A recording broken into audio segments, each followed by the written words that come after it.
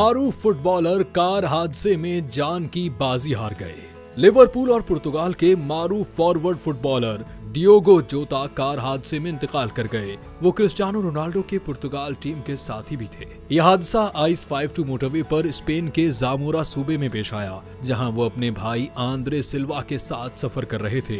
गाड़ी tyre puncture होने की वजह से अपना कंट्रोल खो बैठी और आग लग गई, जिसके नतीजे में दोनों मौके पर ही जाँ बहक हो गए। डियोगो जोता की उम्र 28 साल थी और वो जुलाई 2020 में वुल्व्स से लिवरपूल मुंतकिल हुए थे। उन्होंने लिवरपूल के लिए मुतअद्दिद टाइटल्स जीते।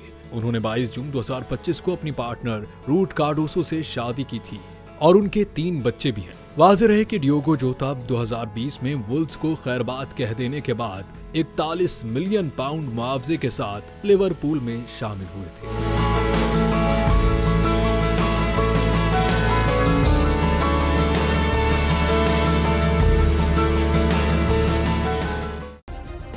सब्सक्राइब करें और बेल दबाएं ताकि कोई खबर रह न जाए।